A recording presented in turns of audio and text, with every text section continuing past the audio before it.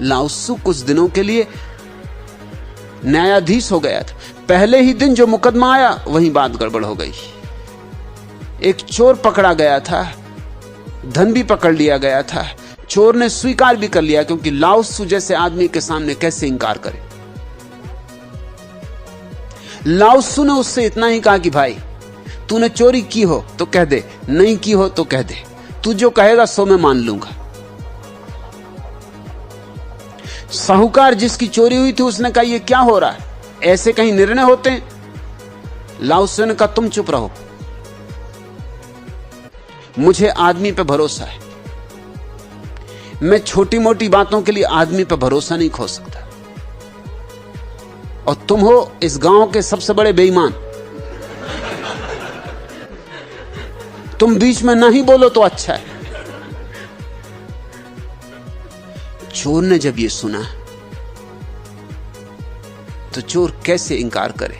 चोर ने सिर झुका के कहा कि मैं क्षमा प्रार्थी हूं, मैंने चोरी की, मैं अपने को अपराधी स्वीकार करता हूं। लाओ त्सु ने कहा फिर ठीक, 6 महीने की तुझे सजा और 6 महीने की सजा साहूकार को। साहूकार ने तो कहा कि आप होश में हैं, चोरी मेरे घर हो और सजा भी मुझे।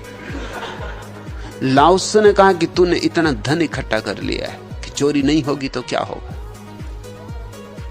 यह आदमी कसूरवार है नंबर 2 का, तू कसूरवार है नंबर 1।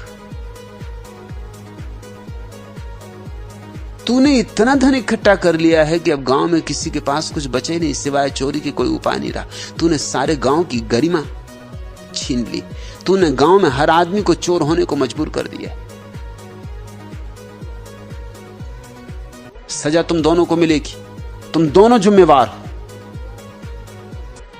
तूने लोगों को चोरी के लिए मजबूर किया और यह मजबूर हुआ।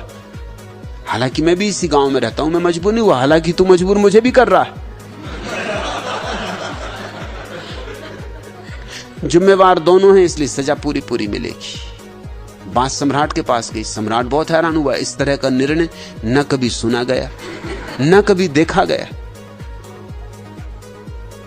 ना आंखों देखा ना कानों सुना। सम्राट ने लाओ त्सु को बुलाया कि इस तरह के निर्णय अगर हुए तो बड़ी मुश्किल हो जाएगी। तो लाओ त्सु ने कहा कि फिर मुझे छुट्टी दे दे, क्योंकि मैं तो न्याय ही कर सकता हूं। सम्राट ने छुट्टी कर दी, क्योंकि सम्राट घबराया कि अगर साहूकार चोर है तो आज नहीं कल मेरी क्या हालत होगी। अगर कल खजाने में चोरी हो जाए तो यह आदमी तो खतरनाक है।